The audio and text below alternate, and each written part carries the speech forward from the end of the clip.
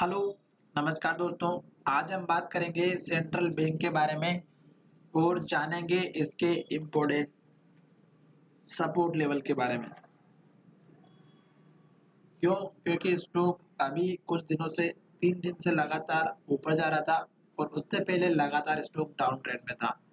तो अब हम यहाँ पर एक छोटा-सा सपोर्ट लेवल चेक करेंगे क्योंकि स्टॉक में आज की जो कंडीशन बनी है वो बहुत ही बढ़िया रही है क्योंकि कल ही स्टॉक ने इंडिकेशन दिया था एक इन्वर्टेड हैमर कैंडल का बना करके।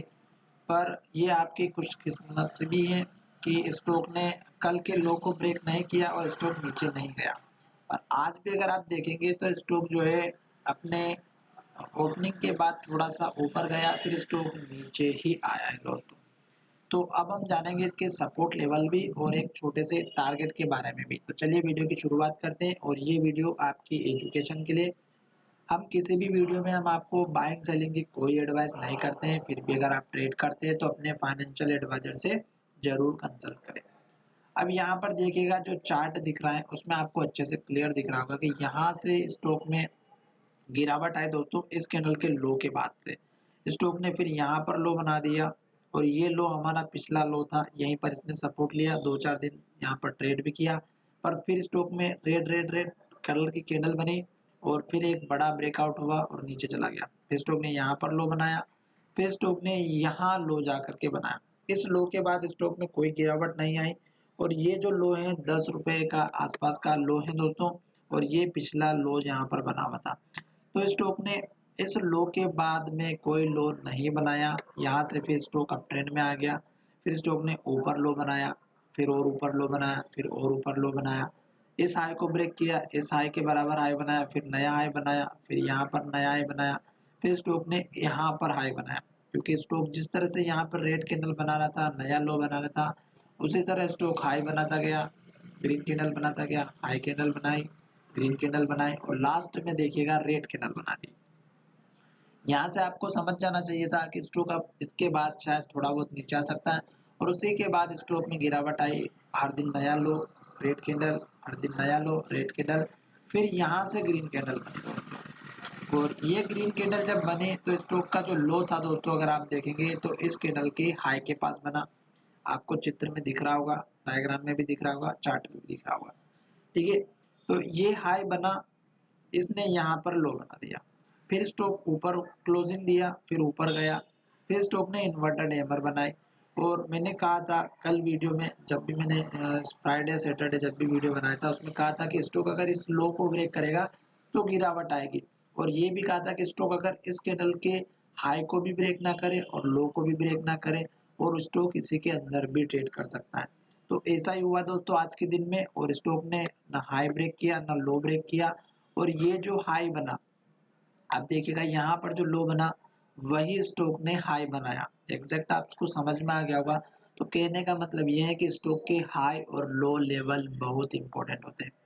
अब स्टॉक अभी धीरे धीरे ऊपर जा रहा है तो दोस्तों स्टॉक अप ट्रेंड में भी चल रहा है, डाउन ट्रेंड में भी आता है।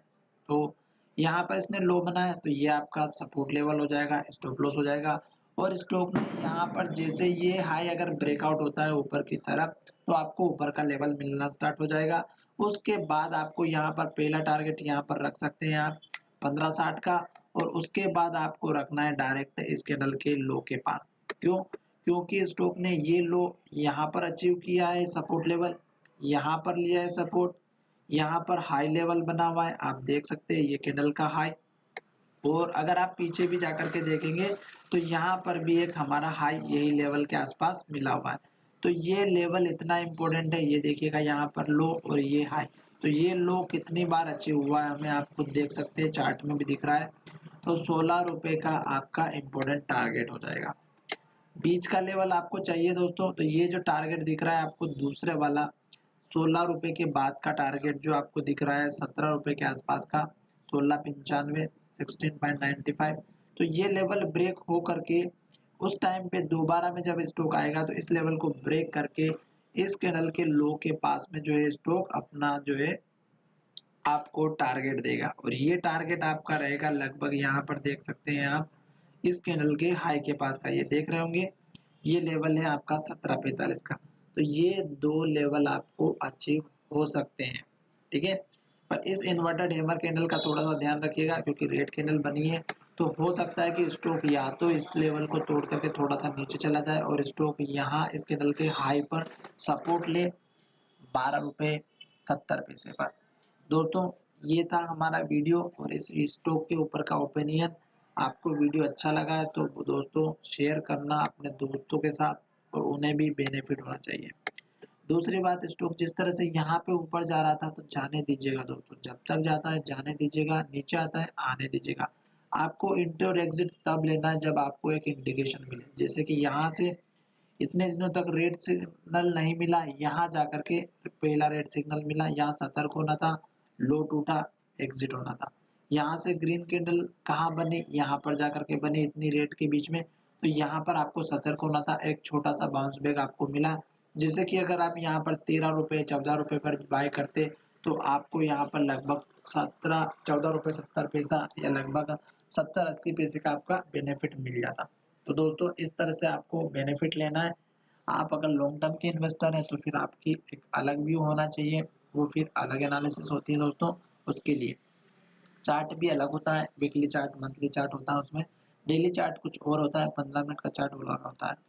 तो मैंने आपको मेरी ओपिनियन बता दी। अब मुझे लगता है कि आपको वीडियो अगर पसंद आया होगा तो हमारे चैनल को जरूर सब्सक्राइब करेंगे और दोस्तों के साथ शेयर जरूर करेंगे। धन्यवाद, मिलेंगे नई वीडियो में।